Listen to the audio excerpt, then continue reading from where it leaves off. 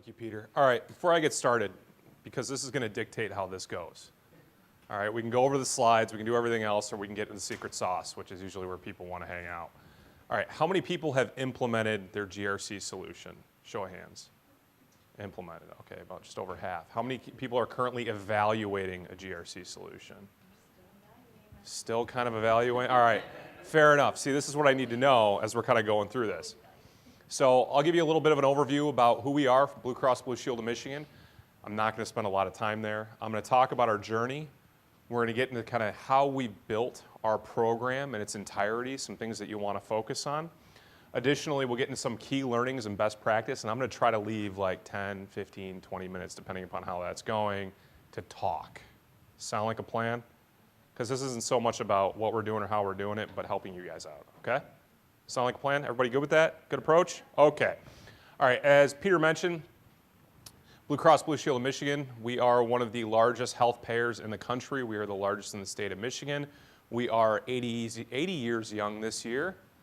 We have members in the state of Michigan as well as nationally through our federal employee program. PPO, HMO, Medicare, Medicaid, all the fun things all run through, okay?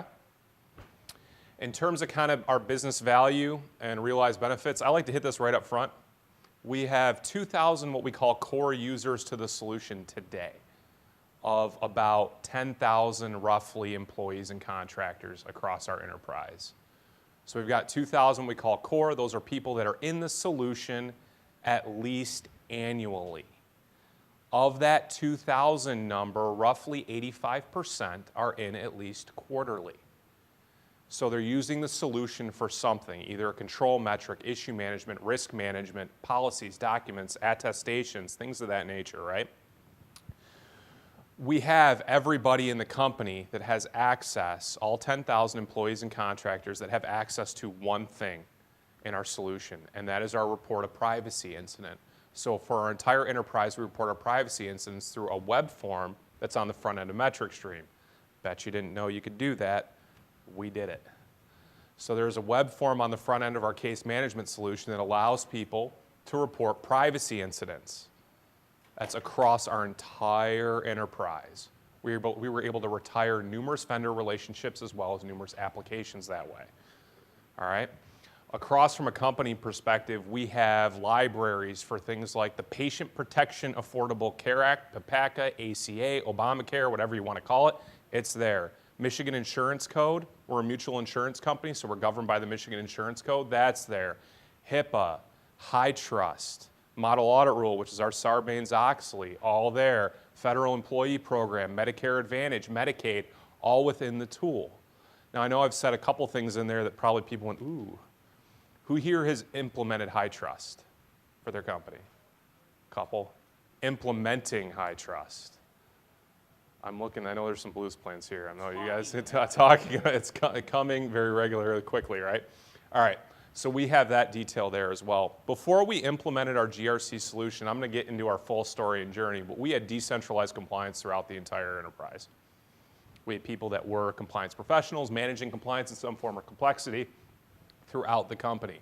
Decentralized applications, solutions, SharePoint sites, right? Excel files, access databases, just everywhere, right? We use the solution to centralize as much as we can, right? So since then, we've retired roughly over 200 SharePoint sites across the company. We've retired about 10 legacy systems to date across the company, and we're retiring more and more with each launch and with each implementation. We are on version 6 of the MetricStream solution, 6.x. We are not on M7. I will explain how we plan to get there. But we are at a point right now where we kind of call it the apex. The solution speaks for itself. We're going to 7. We want to go to 7. It's part of our roadmap to go to 7. But as you can see, I got a lot going on today in 6x. Can't really move until I'm able to successfully pull over all of the business critical processes that are there. Things like reporting privacy incidents, High Trust, Model Audit Rule, FEP, SOC, whatever it is, I have to be able to pull that monitoring and everything all at once. And I refuse to run multiple instances of a solution. Rationale behind that is anybody that's been around program management or system implementations a long time, the second you start running two, you're pretty much dead and stuck there, right? It's hard to retire those systems and those solutions, and I don't want to do that. So, our journey itself really started back in 2010. My leader, Micheal Samuels, said there's a better way, there's got to be a better way to manage compliance, to manage issues, policies, procedures, risks. There's got to be a better way. So they started looking and doing an evaluation, full RFI, full RFP, across the GRC solutions. They were focused on platform because they knew that they needed total integration for a company our size. Compliance is everywhere. Issues managed throughout the enterprise. Risk everywhere. We want to consolidate it and put it in one spot. So they looked at platforms and evaluated platforms. We didn't actually do an implementation until 2014. Hey, it worked. It's good to know. We didn't actually do an implementation until 2014. Why the delay? Well, we decided to focus on our processes. We purchased the application and the solution back in 2010, but the focus was really on our processes. You heard me talk about this morning about don't be afraid to light it on fire, right? My boss lit it on fire. Started from scratch. Micheal Samuels and Kelly Lang at Blue Cross Blue Shield of Michigan decided to go, nope, we're starting over, and here's why. So in 2013, when I joined the company, the focus was really on let's define our roadmap. Let's figure out the processes that make sense to move and when they're going to move. Let's get that first phase going. And so in 2014, we started with the Patient Protection Affordable Care Act, ACA, PPACA, PPACA, Obamacare, whatever you want to call it, for compliance and issue management. We had a whole bunch more modules, but we started there. 2015 for us was really about rollout. We added in our first major framework through a partnership with our Model Audit Rule Department. That's our Sarbanes-Oxley, for those of you not familiar with healthcare. We started with that major framework. That added another few hundred users to the solution. 2016 for us was more about modules. More modules, more modules, more modules. We implemented another 4 modules in 2016. So 14 we went with compliance and issue. 15 was rollout. 16 was more modules, and we implemented audit management, policy and document management, risk management, and regulatory alerts, GRC intelligence. 17, we implemented case management, which allowed us to combine solutions and roll out that universal privacy incident monitoring. For beyond privacy and security, we implemented within that case management solution, we really focused on our Office of General Counsel, privacy and security compliance, corporate and financial investigations, as well as our enterprise security department. We have 4 different lenses running through a single module that all talk to one another. We've also integrated that with our data analytics solution. We use SaaS, the SaaS fraud framework for healthcare. We leverage it for our corporate and financial investigations, as well as things that roll up and through our audit adjustment recovery processes. So we took our data from SaaS and we loaded in the back end of our claims of our case management solution so that we have that claims information and data in detail in the actual application itself. That's important so that when our corporate and financial investigations department is talking about things that they could be looking at for things like fraud, waste, and abuse, it's all in one spot. All the report outs, all the detail, any kind of provider or payer or member that they're looking at or focusing at, opioids is always a big thing, right? All in one spot. 18 for us, we really focused on reporting enhancements as well as the implementation of third-party management. Now, again, I'm a big fan of lighting things on fire when they're not working and starting from scratch. We lit some stuff on fire in 18. For us, it was really, we looked at third-party management and we implemented out of the box because the processes were going through their own complete redesign. So they were lighting their processes on fire, starting from scratch, figuring out what was working, what wasn't going to work, and we said we're just going to implement out of the box and go from there. Additionally, that's when we went with high trust. So we implemented the high trust requirements testing detail from an enterprise perspective in the compliance management solution. For us, for 19, what am I really caring about this year? I'm focusing on integrating our Active Directory solution, Okta, into the application itself. I've got a lot of different ADs. We're managing a lot of different user roles, access. That's imperative. We're rolling out to additional business areas. We're enhancing our enterprise reporting, and we're bringing more areas up on proven solutions. So when I talk about my framework and how we've set things up, you heard me mention that we went with compliance and issue. And I'm just going to pop this up because we just talked about it. But I want to focus on a couple things because this gets lost to people when we're talking about GRC. We hear about over-customization, things of that nature. Don't do it. Avoid it like the plague, right? Okay. Here's the deal. All of our major frameworks are leveraged through two core modules. We're running them through compliance and issue. We don't have a separate high trust module. We don't have a separate model audit rule or SOX module. We don't have a separate SOC module. We don't have a separate HIPAA module, compliance, whatever it is. It's all run through there. Why is that important? So then the business end users are testing things in one spot. If I've got a control that touches all of those frameworks that I was talking about earlier, maybe it's a monitoring control that supports the Affordable Care Act. Maybe it's something that's a high trust control on the IT side, but it also supports model audit rule. The applicable domains and information based upon the relationships that are selected drive what that user is filling out. And they're only doing it once. So that constant feel of being audited from an end user perspective starts to go away. You're doing things one time in one place. The second we started rolling out these larger frameworks in the solution, that's when we started to realize that benefit. Because people started gravitating towards the solution itself. Because if you think about it, if I'm already going into one place for things like that, like control testing in detail, I'm going to put my applicable policies and procedures out there, right? Especially if I can relate them in. I'm going to start to put my risks there, right? Any vendor that we touch in that space, same premise, same process. So for us, it was really gravitating towards getting those areas that wanted to be on the solution, those areas that were ready, willing, and able to be on the solution. We really challenged things across our company through various mantras. I talked a little bit about it today. Again, I'm not one to coin them, but do different, do better is something we really push across our enterprise. Just because we've done something one way for a really long time and it might have worked, but the transparency really wasn't there, the collaboration wasn't there, we push away from it. Let's challenge ourselves.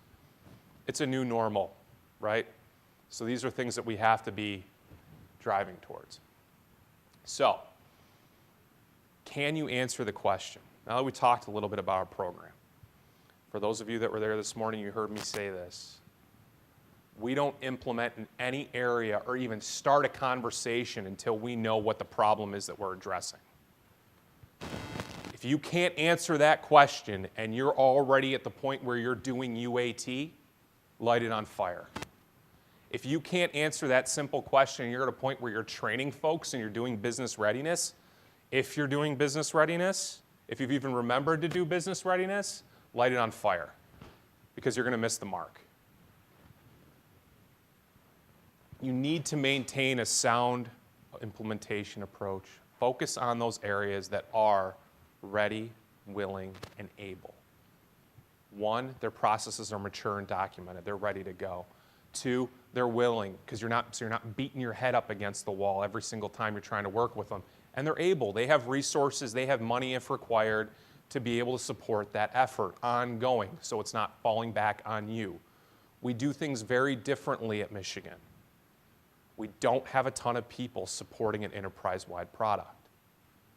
We have roughly 1.5 FTE supporting 2,000 plus end users, 8 modules, and an enterprise solution being rolled out. How do we do it? We follow process. We follow and focus on things like business readiness. We make sure those areas are not only ready, willing, and able, but they're able to manage their stuff ongoing. We train subject matter experts in those spaces. That is not something that you hear a lot of from solutions that are enterprise-wide. 1.5 FTE to 2,000 end users. For an enterprise solution, that's unheard of. We're very proud of that fact, and it's because we took our time on the front end and we were able to answer the question, both in the short term and the long term, and we knew where we were going, so we built the solution to be scalable to what we were trying to do. Okay? So, let's get into some tools for the trade here. Vendor identification and selection. Right on the front end, ask yourself the question, what problem am I trying to solve for? Once you're able to articulate that and effectively answer that question, you can then go into your vendor evaluation and selection. And here's the thing. If you are in risk and you're going in and you're looking at GRC solutions and you're not talking to people upstream and downstream throughout that entire process, start over. If you are in compliance and you're doing the same thing, hey, we've decided we know we need to go do a GRC solution, we're going to do a platform, we're going to go down that approach, but you're not talking to like ERM, other oversight areas, internal audit, your end business area users, if you're not bringing in model audit rules, your SOX, SOX compliance, whoever it is, if you're not bringing all these areas to the table and you're talking about doing a platform and not like a single use case, you're going to fail. That's just cold, hard truth. Why? Because you're going to implement, and they're not going to want to use it. You're going to over-configure, you're going to over-customize, things are going to go poorly for you. So, vendor evaluation selection, things go well. Score your vendors. Take everybody's opinion into detail. Contract negotiation. Plenty of time there. And don't be afraid in contract negotiation. If you think it's going to take 3 months, double it. Get your contracts in place. Make sure you're doing things the right way. And if you're working with a vendor that doesn't want to do things the right way, or you feel like the relationship's bad through that, light it on fire. Start over. Because if you're already having a bad experience here, imagine once you're actually implementing. Your relationship is already shot. If your procurement and legal department can't work well with their procurement and legal department, why bother, right? Because when something hits the fan and you actually need support, people are always going to go back to that contract. You want someone that wants to partner with you and work with you. And if you're getting hung up on red lines, you got a bigger problem, right? Maybe they're not the right vendor for you. You want to define your program objectives and implementation roadmap at this phase of the game. People immediately go, why am I identifying my program objectives? Because you're remembering what question and the problem you're trying to solve for. Define it right there and schedule executive touch points. Get those folks on the hook. Know who your parties are that you care about right then and there, right on the front end. And if you can't do all that on the front end, slow down. Stop. Circle back, go back if you have to. When you're actually doing your implementations, remember the problem that you're trying to solve for. Always remember the problem that you're trying to solve for. When we go into areas and we're having conversations with them, not only about their requirements, but their readiness, and we're rolling things out and we're training them, we're always going back to that original problem statement. And I'm not just showing them the problem statement for their specific piece. Maybe it's something like issue management. We're trying to better document our issue management processes and hold people accountable to giving us responses, evidence, and detail. We're also showing them what we care about from an enterprise perspective, right? Collaboration, transparency, ooh, scary words. You want to monitor that development through demonstrations. So, conference room pilots, things of that nature. When a bulk or a piece of your, whatever it is that you're getting configured is developed, demo it. Not even just demo it for yourself, whatever you could be implementing from a requirement standpoint, but we like to tap into core areas as well and bring them in. People that have been on the tool or could potentially be leveraging that module in the future, we let them see kind of how things are shaping up because that aha moment could occur. Hey, don't do this field on this view or on this form for this purpose. That happened to us when we were doing our requirement library. We're building out our requirement library to support a more enterprise view, but with a focus on the Affordable Care Act. So we set up general information, penalties and implications, who are the senior executives, who really cares, the ownership, and then we put the relationships on a separate tab and the additional details on a tab after that. We tapped into other areas, brought in model audit rule, who we knew was going to be coming up after that. We tapped into information security, who we knew was going to be coming in after that. ERM, enterprise risk management, same thing, to get their feedback because everybody was going to use that library. And the feedback was, I want to view it all in a straight down line. I don't want to go on to another tab. Put it all in one spot. Let me go and just shrink the view to the information that I want to get to. And when I export it, I want it all in one view. So we started from scratch, and that came out of those demonstrations, those conference room pilots.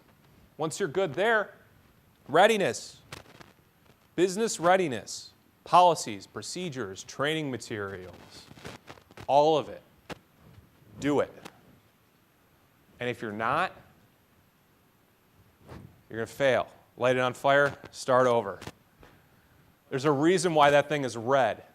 Readiness is critical.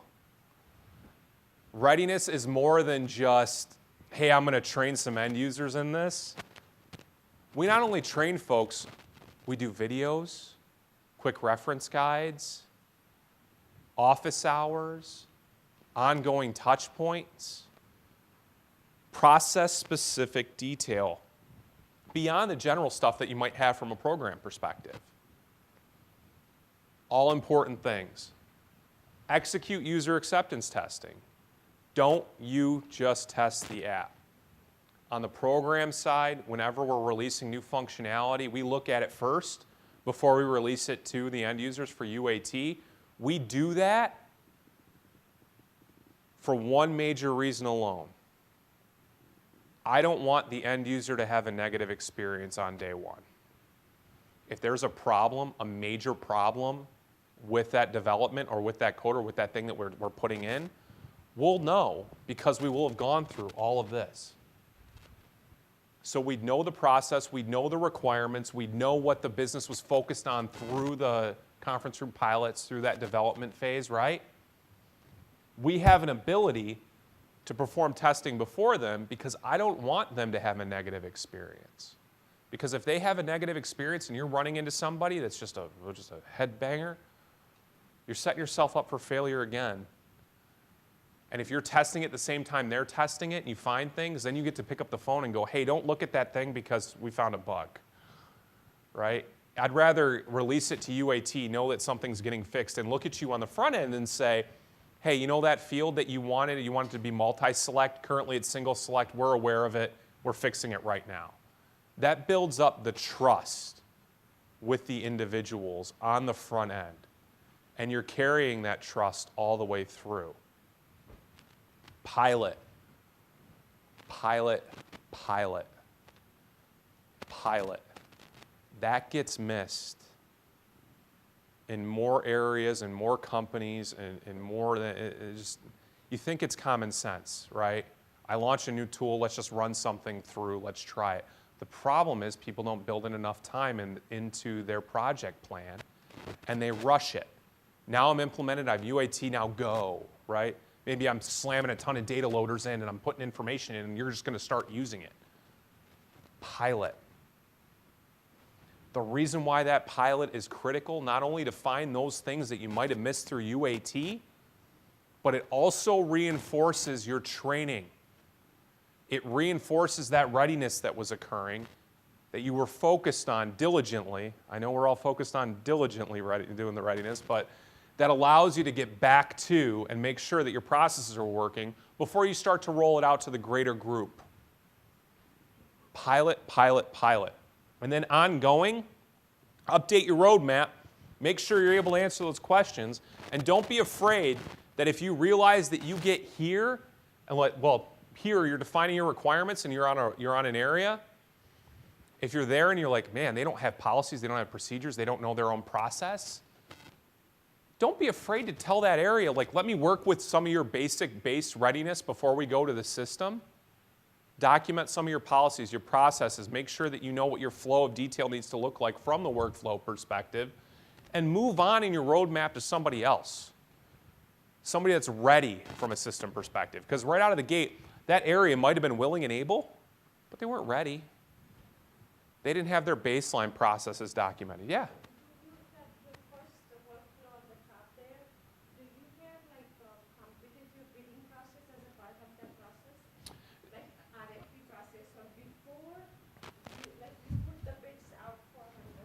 Yep. Yeah. So before you even select your vendor and you're going through and you're defining your platform and all that detail, that's all really kind of going on up here. And you kind of know those vendors, you identify those folks that you're going in. Once you've selected your vendor and you're moving on and you've got your platform and your piece, you're ready to roll. And then you're implementing. And you might figure out that I've got these other applications that I want to bolt on, but I want to make sure they make sense to bolt on before I actually bring them in. I was mentioning SaaS for us is one of those. We don't have a direct integration or API into SaaS, but we pull the data tables and we load them up. Why? Because I don't want to link in. There's this whole thing in healthcare. It's called minimum necessary, right? We want to make sure that we have the right level of information. I don't necessarily want to link in all those lines of data. So you're bidding document of the requirements for compliance, like high trust. Yeah. Those you mentioned, they come from the same tool that when you. Oh, they're all there. All there. They're all there. It's all, the libraries are all there. It's beautiful. The relationships are there. We spend a lot of time on our relationships. I know. I said it's beautiful. I'm a tech junkie. I enjoy that stuff. So, yeah, go for it. Because when you're talking about mapping together different security frameworks like HIPAA, high trust, you can have a HIPAA control that says, passive requirements, you need to have A, B, C, D. And Yep. high trust can say, well, you need A through X Yep. to meet this. So how are you able to do a audit once, comply many when you have such varying different granularities in your security framework? Company defines the control, right? So the business area defines the control, and the business area says, I know HIPAA only requires these 4 things, but I know high trust requires these 10 things, and I only want to do one control. So I'm going to do the 10 things, but when I'm testing through questions and procedures through compliance management, those first 3, if those all pass and say thing number 10, question procedure 10 fails, I know it's just a high trust failure, it's not a HIPAA failure. And then it flows through the applicable report. Because you have those questions and those procedures all linked through relationships. Relationships. Wow, I tongue-tied there. So yeah, that's how you do that. Oh, and before I jump here, this last piece from an ongoing support, I'm just going to hit this point. Monitor end user satisfaction. We send out surveys to those 2,000 users that I was talking about twice a year. I want to know what they think about the tool. I not only want to know what they think about the tool, I want to know what they think about our processes, how the implementations are going, what they think about that 1.5 FTE from an administrative support function, what they think about our readiness materials, our training materials, all that detail. We monitor that regularly, and we have a very high user satisfaction rate. We sit at about 75% year over year.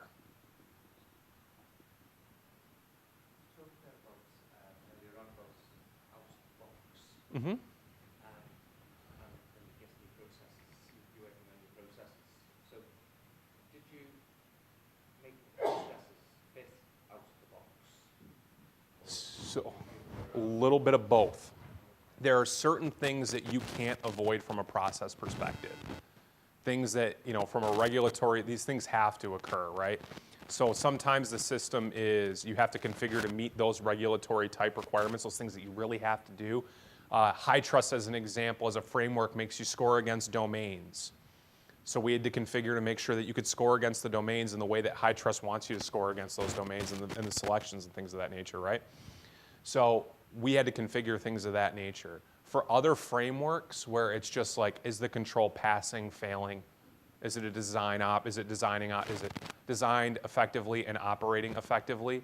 Things of that nature, straight out of the box. What we've found is that when we're talking about these modules, the majority of what we have is out of the box. We've configured some fields, we've updated the LOVs, those lists of values, to be applicable to process. We do have a lot of fields that are conditional fields. If this, then these 3 things pop up type deal. But for the majority of this is really all out of the box. we've got 3 customizations in the tool.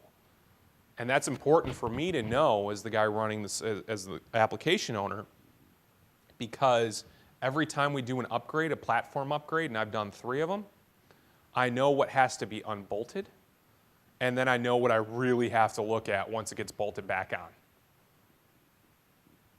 Yep, no problem. So, we talked about program objectives, and I want to hit this because we're talking about managing change, because that's really what this is. And there's going to be some things here that hopefully everybody has seen, and this isn't news to people. But if it is news to you, again, this isn't something I came up with. So it's out there. You can look at it. You can get a deep dive into it if you want. But guiding principles, you want to define them for your program, and you want to make sure they reach your common pitfalls of your of whatever. Look at why things fail in your organization. What are some of the common pitfalls that people come across? Those are what you really want to make sure that your program's guiding principles are addressing, that your implementation is addressing, that those questions that you're asking on the front end, that they're addressing, because you know they're there.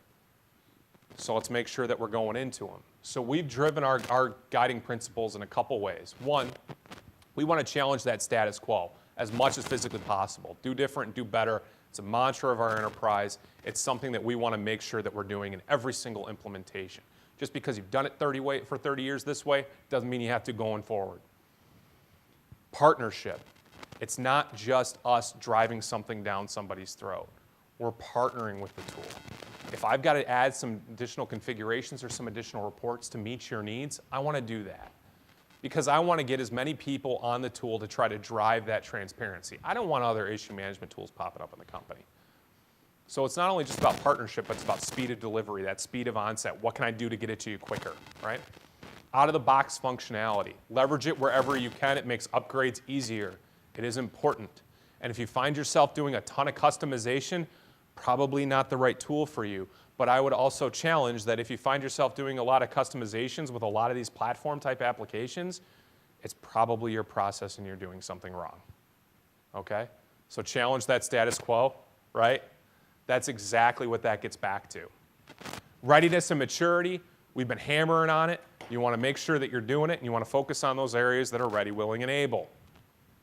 Be your own champion and focus on the customer. If you're doing something really well, scream from the rooftops about it. If you're doing something really bad and you mess something up, scream from the rooftops about it.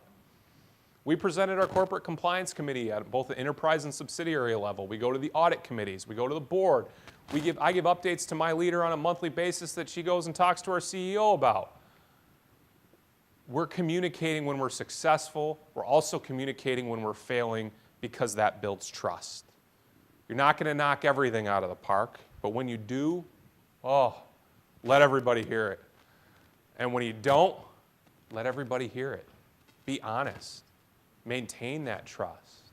If something didn't work, but make sure you know why you failed and don't do it again. That's the big thing, is know why you failed and don't do it again. Communicate often kind of goes into that same piece, right? Over-communicate. Talk to those people. Know what's working and what's not, and adjust as necessary. Maintain that urgency. Speed of onset. Speed, speed, speed. We heard Tony talk about it this morning. Speed, speed, speed. Critical. And live your mantra, whatever that mantra is. Ready, willing, and able. Do different, do better. Know the question. Things of that nature. We run with it. And we make sure that it's on the forefront of everything that we do. So, let's talk about some of these things that are common pitfalls. And let's talk about the things that you need to do to be able to address it. Like I said before, I didn't come up with this. It's everywhere, but it's important to know. So, common pitfalls, status quo, right? Areas that are like, I want to configure or customize the tool to meet my process that I do today. No. Stop it. Confusion. What are we doing? Why are we doing it? Know the question, right? Resistance. I like to tell people it is futile. We are at that point of a tipping matrix where there are enough areas using the tool. Let's just get on board and figure out how we can make it work. We got to build that trust with those people. Slow progress.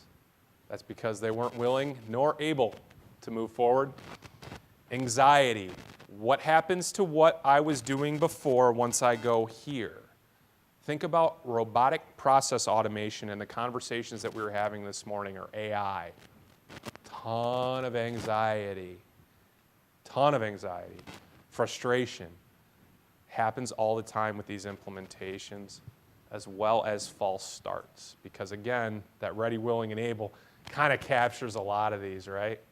And see, that was really intentional and why we chose that one. So what do? You want to make sure that you've got the right change drivers. We got the right case for change. We know why we're doing things. People are on board. We know what our vision is, both top down, lateral, down up. We know who's looking for what. We're engaging with the right people at the right time. Trust, critical, beyond everything else. That's why that over-communication and screaming from top to bottom is so important. The incentive is really the what's in it for me. If I move my process into the tool, what am I getting out of it? Is it reporting? Is it transparency? Is it collaboration? Is it workflow? What is it? You want to be able to hit that what's in it for me as much as you physically can. Skills. These, notice how these are all kind of tying together, right? Skills really addresses the anxiety. That's where that overtraining comes into play, and that's why that readiness is so important, and being able to circle back with those folks. Resources. Do we have the right people to address that problem? That's the able factor. And then action plan. If something is, as we're moving things forward, we want to know what are the actions and the steps that we need to take to do them. Okay? So when you're defining your principles on the front end of your selection and process, these can be updated as much as you need them to be, but just know that you need to be doing them. Define those guiding principles, highlight and determine what are your common pitfalls, and know what change drivers you need to put in place to address them. These kind of equal out, in a lot of cases, your guiding principles and your change drivers in one way or another, but just know that those are out there, okay? So, learn from the past or you're doomed to repeat it. That's the reality. Why'd you fail? Document it. Don't do it again. Failure is okay. We're allowed to fail. It's fine. But it's what you do and how you react to it that's everything. It's how you lead your people. If you're not leading your people through the failure, or you're just like hands off, like you failed and now I'm going to rub it down your throat, you're going to lose them on the next implementations. Or you're going to see them break away from your process. Process is key in everything. Don't be afraid to fail. Just know when you fail, you know why you failed. Okay? Focus on that process, focus on that technology, and know the vendor. Maintain that relationship with the vendor. And if something is a failure, it's typically not just one person, right? It's everybody. Make sure the vendor knows what happened and you're communicating back to them. And you're not just blaming the vendor for the failure, because very rarely is it just the vendor, okay? It's more than that. Something happened. Figure out what occurred, right? Figure out that pitfall that happened that caused the failure. But these areas, people, process, technology, and the vendor, those are pretty much the four cornerstones of everything that you're doing from an implementation perspective. And just know that you can really only achieve true integration if you align your goals to your business partners, okay? So with that, I know we answered some questions earlier. We got 5 minutes. I'm willing to keep going. Yes? I sure can. So those are all the partners. Uh-huh. You say you. Who is the you? Who is the person that's driving your program? If I have imagined this room is my 8 operating companies, and at each table is a division of those business partners, Mhm. and this side has all chosen solutions, this is how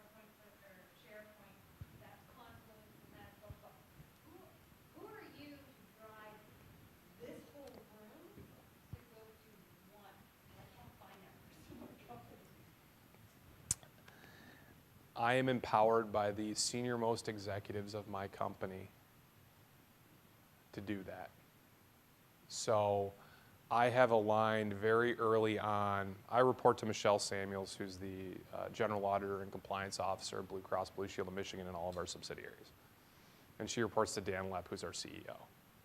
And I have their guidance, blessing, and process to be able to go in across the board to be able to work with each of those areas. I am aligned with our CIO, I am aligned with our CISO, I am aligned with their direct reports.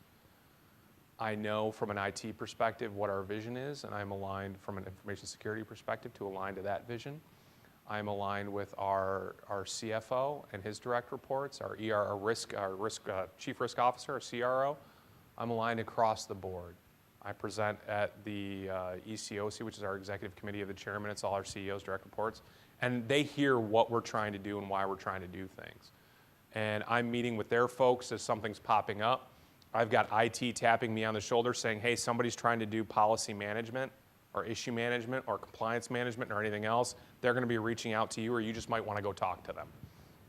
And we do the same thing at all of our subsidiaries. One of the nice things is, and this isn't something that happened overnight for us. This is something where we had to build it from the ground up. And once we got to that point where now we're at the point where everybody in the company kind of knows it, knows what we're trying to do. They might not exactly like every aspect of the application, but there are definitely things that everybody gravitates to. It's the reporting, it's the workflow, it's the notifications, it's the tasks, right? And it's everything in one spot, so I'm getting less knocks from internal audit or compliance or information security or whoever. Everybody gravitates and holds on to something. And so it's figuring out that lever that you're pulling to be able to get those people on board. The ready, willing, and able has to come from your very top level suite or leadership. I walked into a situation where my boss, who at the time was a vice president, purchased the application. But she purchased it with everyone. It wasn't just her. All of those people that I mentioned before, they were involved in the vendor selection process. They were there. They were scoring the tool. They helped select it. They got skin in the game. This wasn't that she's just, like I said, the general auditor and compliance officer saying, I'm going to buy this and y'all are going to use it. We'd never have what we have right now if that occurred. That's why. That's why that vendor selection process is so critical. Because you're not going to be able to get everybody. There's always somebody that you're going to miss, right? But you figure if I hit all of those core areas and I bring them in early to select the vendor, they feel they got skin in the game.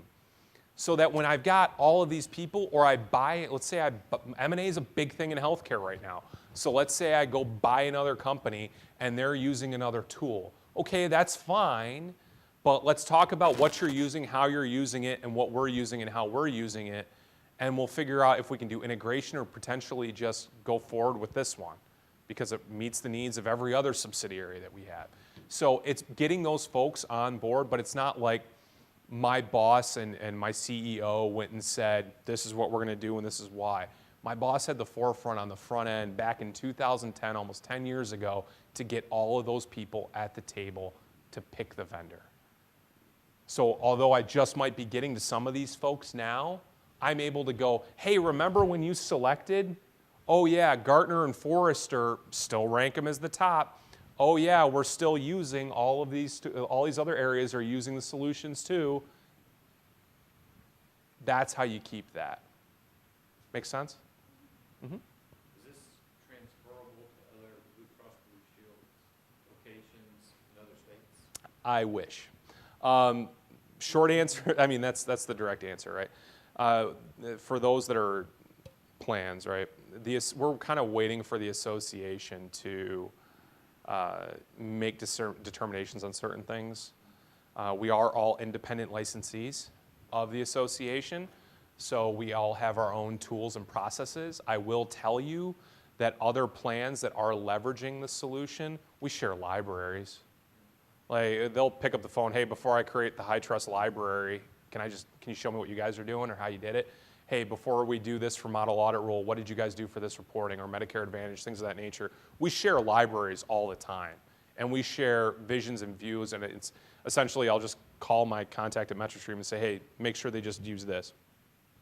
And we do a lot of that. And we'll do a lot more of that when we move to M7, but it's not like we've had conversations about, how can I just lift everything that I've done and give it to somebody else and just say, go?